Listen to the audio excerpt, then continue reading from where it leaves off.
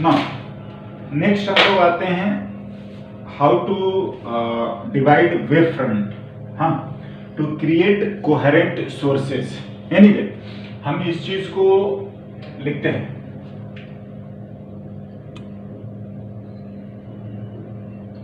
अगर कंस्ट्रक्शन लिखते हैं या वेव प्रिंसिपल भी लिखते हैं, है ना।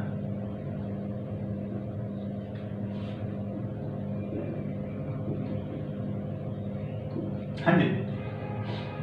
नाउ अकॉर्डिंग टू हैगन, इन्होंने, अगर मैं बात करूं ना तो थोड़ा समझाने के लिए क्या, कि अगर हम किसी सोर्स को कंसीडर करें, वेव सोर्स को, एज इन, चलिए मैं इसको एस लिखता हूं, तो जो डिस्टरबेंस यहां से क्रिएट होता है वो इस तरीके से प्रोपेगेट होता है, और हम लोग ऐसे लिखते हैं कि ये एक स्फेरिकल, हाँ, प्रोपेगेशन है ना। क्या बोलता है कि हमने जो ड्रॉ करा है ये एक स्फेरिकल वेव फ्रंट है ना। अब मैं लिखता हूं इसको,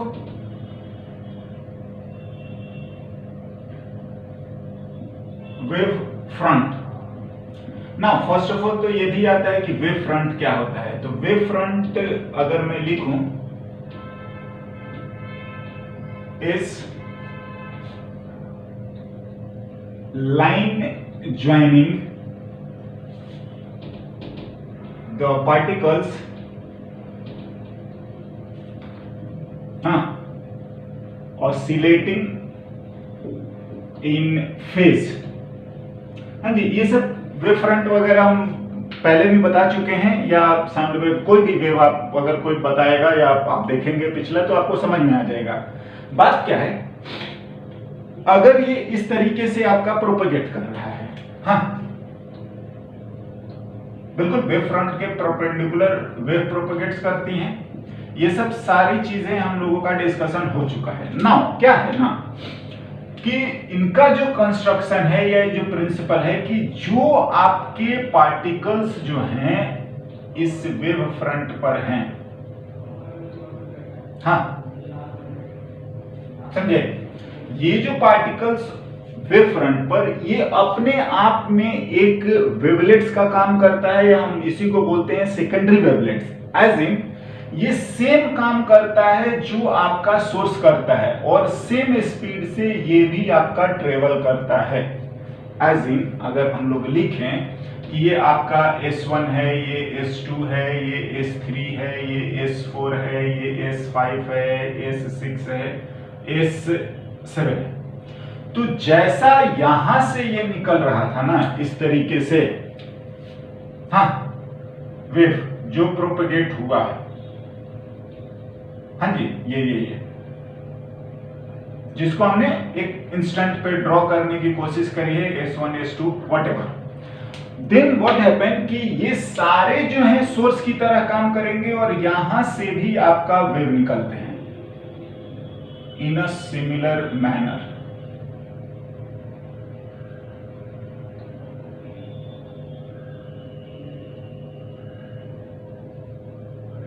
इन अ सिमिलर मैनर यहां से, इन अ सिमिलर मैनर यहां से, ये अपने आप में एक सेकेंडरी सोर्स का काम करते हैं,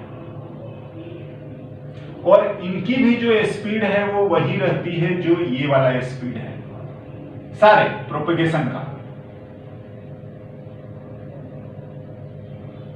हाँ। एंड अब अगर आप बात करोगे तो ये आपका प्राइमरी था, ये अब आपके सेकेंडरी वेव फ्रंट हो जाएंगे। अब देखिए, पहले था कि एक ही बिहेव करता था, अब ये है कि आपका ये पूरा बिहेव करेगा, ये भी,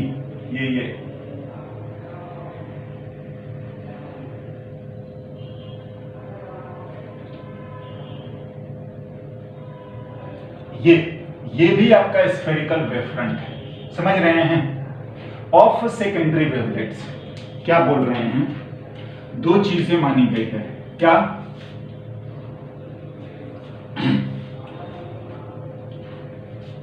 all the particles, हाँ, on wave front, oscillating as a spherical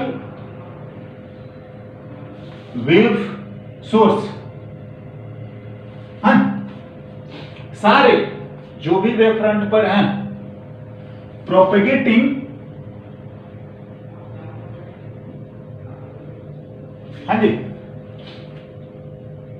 with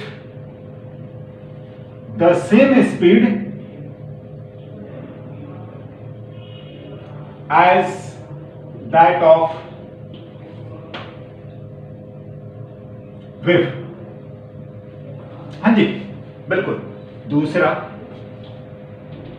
step wise बोल सकते हैं, पहला दूसरा जो भी है ना।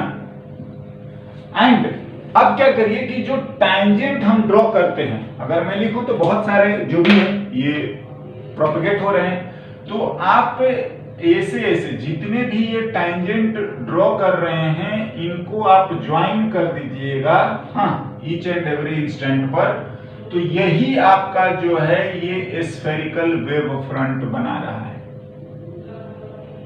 समझ रहे हैं? दैट इज क्या बोल रहे हैं कि the line joining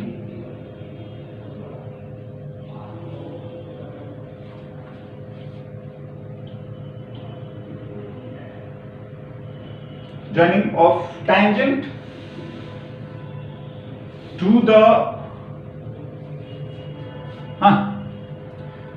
the secondary wavelets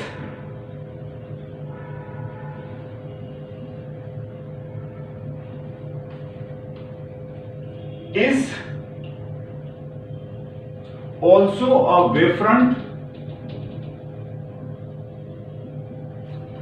of again क्या सेम फ्रीक्वेंसी। हाँ जी, जैसा ये ऑसिलेट हो रहा था वैसा ही ये ऑसिलेट हो रहा है। ये अगर एक बार हो रहा था तो ये भी एक ही बार हो रहा है। ये अगर 100 बार हो रहा है एक सेकंड में तो ये भी 100 बार हो रहा है, क्योंकि इसी का ये पार्ट है। नाउ अब ये ऐसे हैं, ये आपका सेकेंडरी सोर्स की तरह बिहेव करते हैं। मैं अगर लिखूं S1 S2 S3 are secondary wavelets.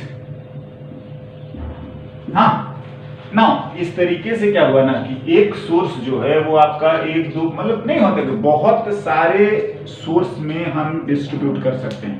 And अगर आप बात करोगे तो S1 एंड S2 दो अलग अलग आप ये वेव दिख रहे हैं, वेव फ्रंट दिख रहे हैं, एंड दोनों का ऑसिलेशन सेम है। तो ये क्या करेंगे कि अब S1 S2 जो हैं कोहेरेंट बिहेव करते हैं, and this is the way to draw क्या बोलेंगे सेकेंडरी वेवलेट्स, या हम कोहेरेंट सोर्स जनरेट करने के लिए।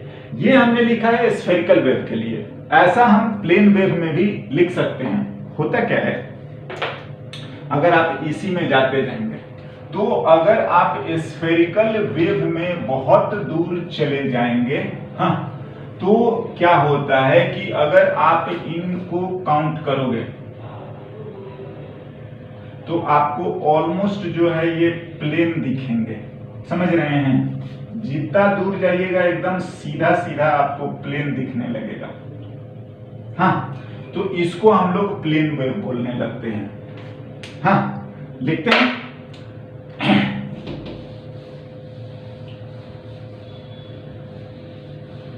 प्लेन वेव का भी एज इट इज आप ड्रॉ कर सकते हैं।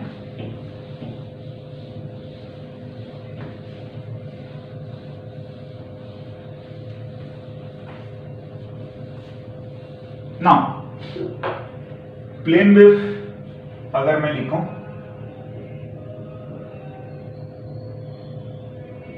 तो ऐसा नहीं है एट अ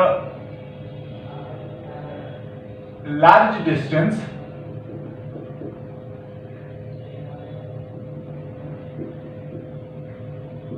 स्फेरिकल वेव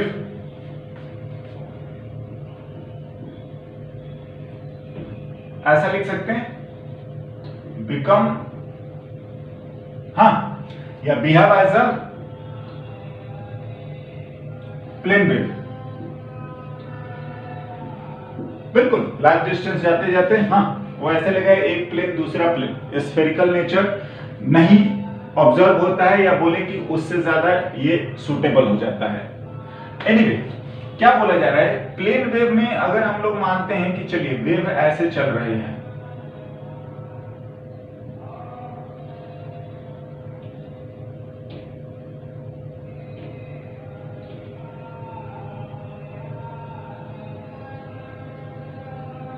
मैं पहले वेव फ्रंट ही ड्रॉ कर देता हूं, थोड़ा सा आइडिया लगेगा इस तरीके से।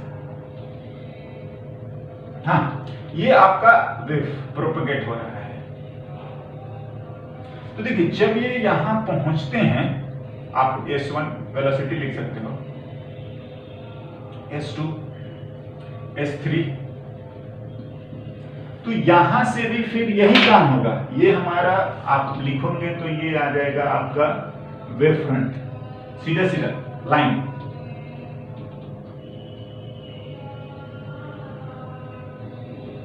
नाउ अब क्या होगा कि अब यहां से भी फिर से उसी तरीके से ये ऑसिलेट करता है, एज इन फिर से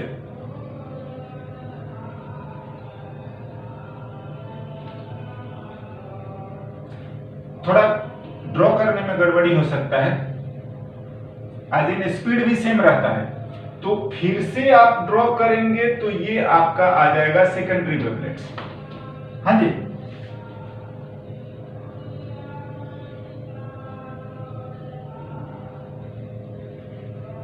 ये हाँ ना, इस तरीके से हम लोग क्या करते हैं कि वेव फ्रंट डिवाइड करके हाँ एक ही वेव को मल्टीपल सोर्सेज में, एज इन ये होता ही है, यही हाइजन का प्रिंसिपल ही है कि जितने भी उसके पार्टिकल्स होते हैं वो सबके सब स्फेरिकल सोर्स की तरह ऑसिलेट करते हैं, काम करते हैं, एंड आप आगे चल के उनको एज अ सोर्स बना सकते हैं, समझ रहे हैं।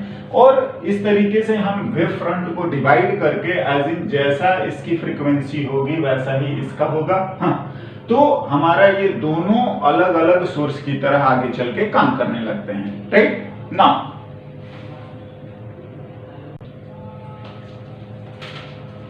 Now by using Huygens wave principle हम law of reflection and refraction explain कर सकते हैं।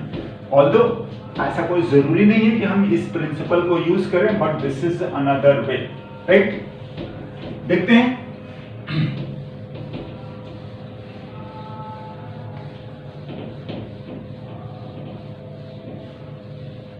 हाँ कुछ जो वेव फ्रंट का होता है, ये जो चीजें हैं, आपको अगर कंफ्यूजन है तो थोड़ा सा जब वेव स्टार्ट होता है स्टार्टिंग में ही तो बेसिक प्रॉपर्टी बताया है, आप उसको रेफर कर सकते हैं, है ना। एनीवे हम आगे इसको लिखते हैं, लॉ ऑफ रिफ्लेक्शन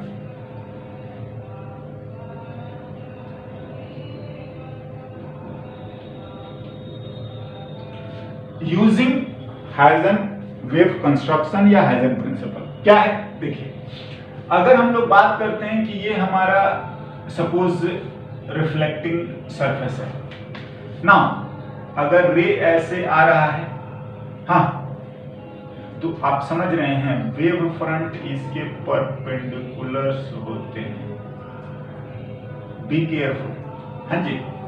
एनीवे हम इसको इंसिडेंट लिख रहे हैं ना, ये आया ऐसा है गया ऐसा है, हाँ चलेगा, ये आपका इंसिडेंट है और ये आपका रिफ्लेक्टेड है। तो ध्यान से अब इसके लिए आपका इस तरीके से चल रहा होगा वेव फ्रंट, वेव का जो प्रोपगेशन है वो वेव फ्रंट के क्या होता है, परपेंडिकुलर। एनीवे एक और हम लोग रे मानते हैं,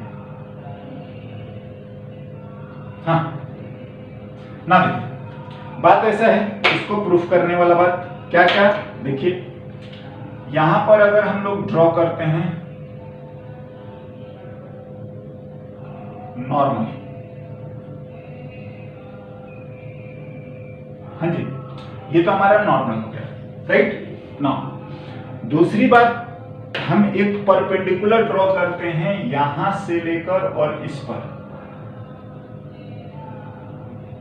इसे अगर हम लोग बी या एम कुछ भी मान सकते हैं, चलिए इसको ए लिख लेते हैं। हाँ, नाउ ध्यान से, अगर मैं इसको सी लिख लेता हूं, हाँ, तो देखिए यहां से और यहां तक तो ये सेम ही चले हैं, तो जितना बी से सी चला है उतना ही टाइम में ये रिफ्लेक्ट होकर मीडियम सेम है। तो सपोज अगर ये चला जाता है आपका डी तक, तो ध्यान से ये भी आपका यहां पर भी वेव फ्रंट ऐसा होगा और ये आप टैंजेंट ड्रॉ करें। हाँ जी, यस बिल्कुल, ये भी आपका परपेंडिकुलर है और ये भी आपका परपेंडिकुलर है, राइट। नाउ ये बातें तो हमको समझ में आ रही है। दूसरी बात, आपका जो है BC एंड AD बराबर होंगे। हाँ जी, क्योंकि वेव जो ट्रेवल कर रहा है, जो भी वेलोसिटी इनटू कितना टाइम होगा, ये भी velocity into time, medium same है। ये B से C जो है वो इंसिडेंट है, हाँ, और A से D जो जा रहा है वो आपका रिफ्लेक्टेड है। यस बिल्कुल। नाउ देखिए, अब अगर बात करेंगे तो क्या है, ये वाला एंड आपका ये वाला बराबर है। दूसरा, अगर हम लोग ट्रायंगल देखें, हाँ, ABC एंड DCA, तो ये आपका, हाँ, ये बराबर है, ये आपका कॉमन है, तो ये कॉन्ग्रुएंट है। एज इन आप अगर एंगल बात करोगे तो एंगल आपका सिमिलर, हाँ, तो आपका अगर लिखेंगे कि एंगल BAC बराबर आएगा आपका एंगल, ये वाला एंगल DCA। हाँ, मैं क्या बोल रहा हूं, ये एंगल आपका और ये वाला एंगल, हाँ जी, बराबर होंगे ना। चलिए, अगर आप जो भी प्रूफ करना चाहते हैं आप कर सकते हैं, मैं आपको लिखता हूं। देखिए, अगर हम लोग मान लेते हैं, हाँ जी, कि ये अगर आपका जो भी एंगल आप मानेंगे लिख सकते हैं, तो इसी तरीके से अगर हम लोग लिखेंगे तो आप समझ रहे हो कि ये वाला भी एंगल, हाँ, और ये वाला एंगल भी आपके बराबर होंगे। हाँ जी, अगर आप बात करोगे तो ये इंसिडेंट का एंगल है। चलिए, इसको अगर मैं थीटा मानता हूं तो ये भी हमारा थीटा हो गया, तो ये वाला तो यही थीटा है, हाँ, और ये आपका रिफ्लेक्टेड का यहां आ गया, समझ रहे हैं, ये हाँ। तो अगर आप ध्यान दोगे तो ये एंगल 90 माइनस थीटा यानी कि 5 बचा है, तो हमारा ये वाला भी एंगल आपका क्या आएगा, 5। और इस तरीके से हम लिख सकते हैं जो भी आप लिखना चाहोगे, ये बराबर हो गया, एंड दिस इंप्लाइज की 5, हाँ, angle of incident and angle of reflection, right, that's all. अब ट्रायंगल का कोई भी प्रॉपर्टी इतना आप प्रूफ कर दीजिए, बाकी जिस एंगल को बराबर करना है आप करते रहिए, आप कर सकते हैं, समझे। तो ये नॉर्मल से जो एंगल हम लोग मेजरली, ये इसी को आई बोलते हैं और ये हमारा होता है आर, राइट। तो this is all about law of reflection, simple draw और क्या ट्रायंगल, हाँ, और हम प्रॉपर्टी यूज करके लिख सकते हैं। नाउ सिमिलरली हम लोग लॉ ऑफ रिफ्रैक्शन भी इससे यूज होगा, प्रूफ होगा।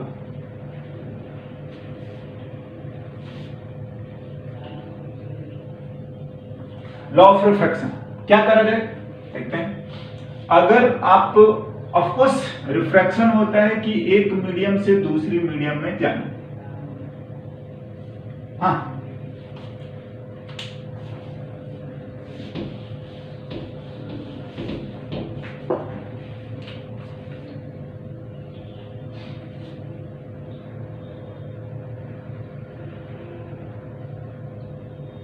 ना अगर मैं इस पे लेके चलता हूं कि ये नॉर्मल है, हाँ जी, और आपका एक और हम लोग पैरेलल में लेके चल रहे हैं, हाँ, ये भी इंसिडेंट, ये भी इंसिडेंट। एनीवे, अगर ये एंगल आपका थीटा 1 है, हाँ जी, तो अभी देखिए वेव फ्रंट तो ऐसे ही चल रहा होगा इसी के परपेंडिकुलर, बिल्कुल ये वेव फ्रंट। नाउ अगर ये यहां आते हैं, हाँ, और हम इसको मान ले कि ये डेविएट हो जाए, जाना चाहिए था इधर लेकिन ये आ गया इधर, सपोज हम लोग ऐसे ही मान लेते हैं, और ये हमारा है आपका से थीटा। हाँ, अब ऑफ कोर्स यहां पर भी आपका ऐसा वेव फ्रंट आया होगा, बिल्कुल चल ही रहा होगा। नाउ द थिंग इज, अगर मैं बात करूं कि यहां से मैं एक परपेंडिकुलर ड्रॉप करूं, हाँ जी कर सकते हैं, और ये जहां तक भी वेव फ्रंट इसका पहुंचा होगा, ये अगर स्लो चल रहा है तो चलिए मैं यहीं तक पहुंचाता हूं, तो यहां से भी हम लोग एक ड्रॉप करते हैं परपेंडिकुलर। हाँ, एनीवे नाउ से ए है, बी है, सी है, और इसको मैं डी मान लेता हूं। ये एंगल अपना थीटा 2। हाँ हो गया।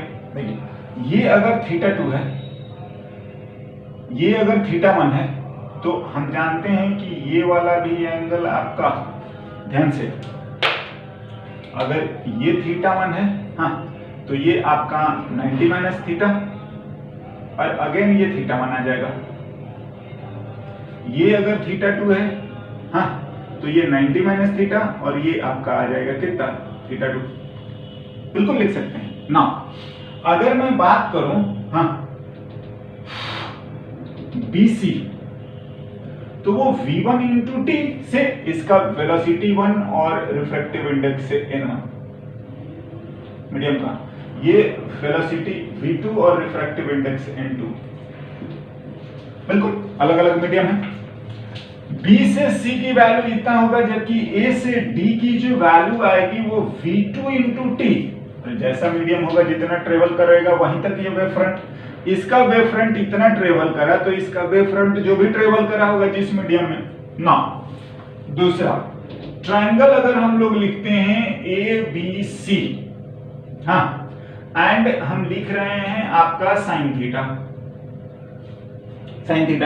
And this value is BC upon AC, हाँ, एंड दूसरा अगर आप चाहें तो इन ट्रायंगल हम लोग लिखते हैं ये नीचे वाला ACD, यस, तो ACD जो है आपका आ जाएगा इस तरीके से, साइन थीटा 2 लिखा जाए, साइन थीटा 2 लिखेंगे तो ये परपेंडिकुलर अपॉन, मतलब AD upon hypotenuse AC। Now 1 2 जो भी मानना है आप मान लीजिए, इससे हम लोग AC को हटा देते हैं और हमारा काम हो गया।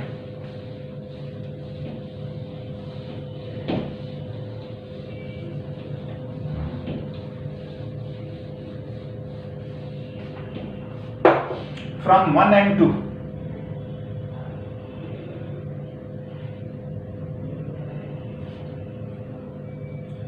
Sign theta 1 by sine theta 2,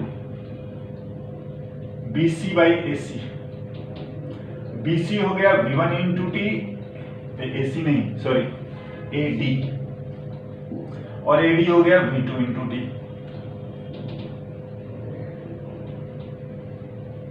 yes, now sine theta 1 sign theta 2 V1 by V2 आ गया,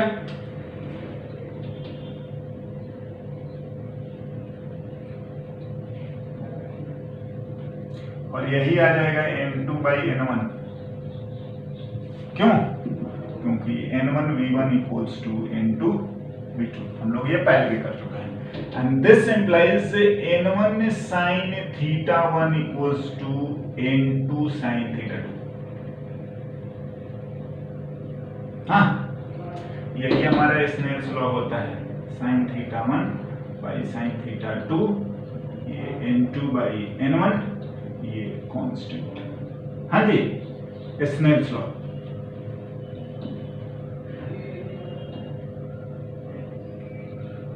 राइट।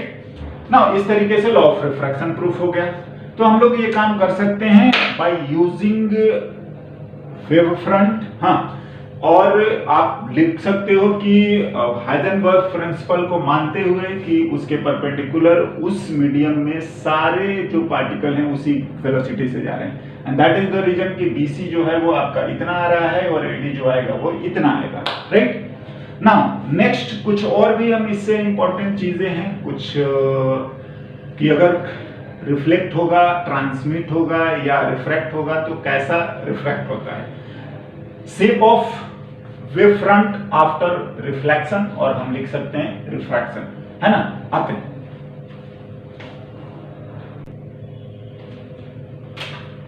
ओके।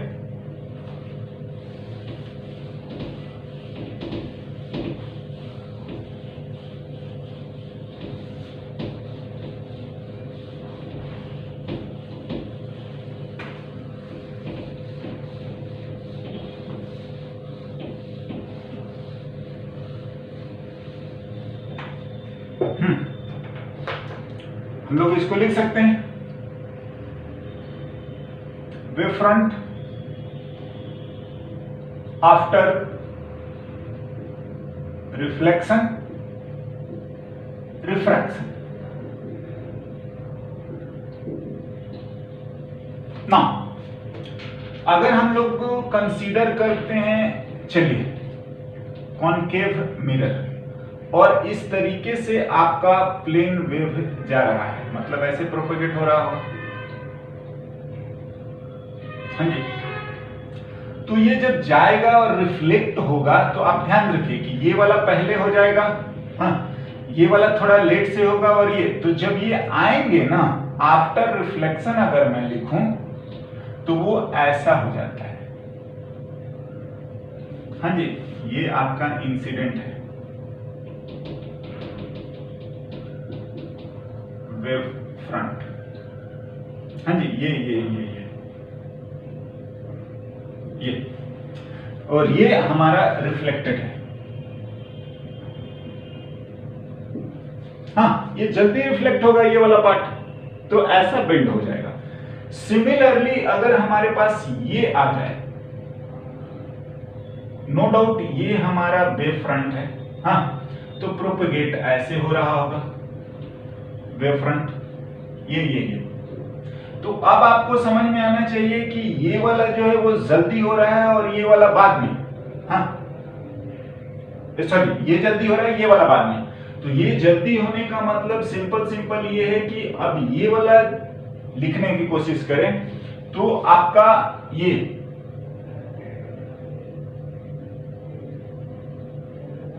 हाँ जी, तो आपका ये जल्दी रिफ्लेक्ट हो चुका है और ये बाद में होगा, हाँ।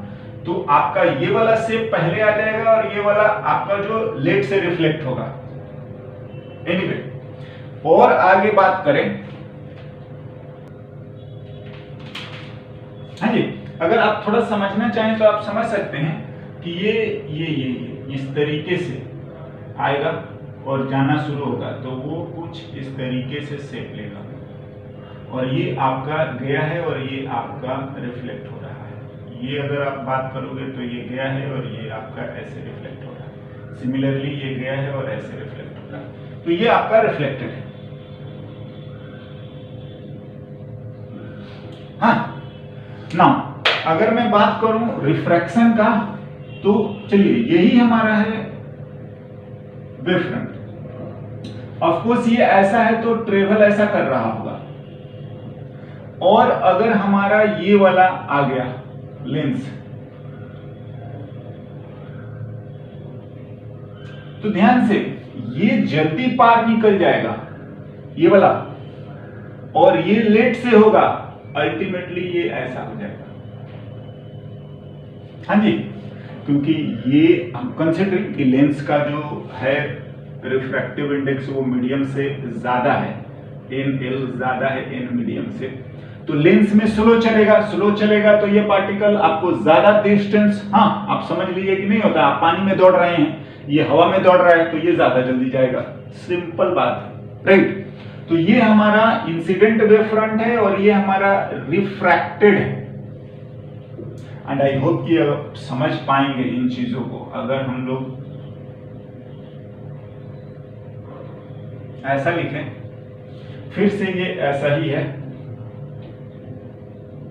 हाँ वेव फ्रंट, ऑफ कोर्स ये ऐसे जाएगा, हाँ तो ये वाला ज्यादा चले, हाँ ये पीछे छिटेगा, तो आपको चुपचाप ऐसे लिखिए रिफ्रैक्टेड।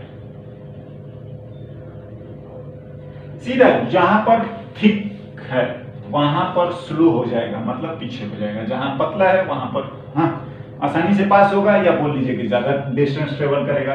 अगेन लेंस का हमारा ज्यादा है मीडियम से रिफ्रैक्टिव इंडेक्स, समझ रहे हैं, तभी ये बात आएगी।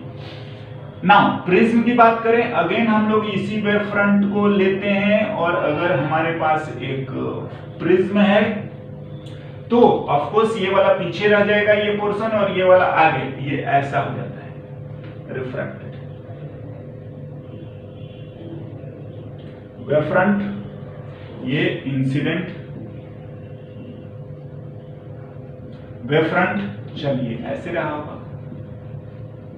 तो हम लोग इस तरीके से समझने वाला बात होता है कि कहां पर डिले हो रहा है, और ऑफ कोर्स जो वेलोसिटी है हम लोगों ने लिखा है कि किस तरीके से मीडियम में प्रोपेगेट करता है wave. Anyway, now these are some important shape जो कि हमारा हाइजेनबर्ग प्रिंसिपल से ही रिलेटेड है, हम कर सकते हैं। नेक्स्ट हम लोग इन्हीं चीजों को अब यूज करके यंग डबल स्लिट एक्सपेरिमेंट पढ़ेंगे, राइट।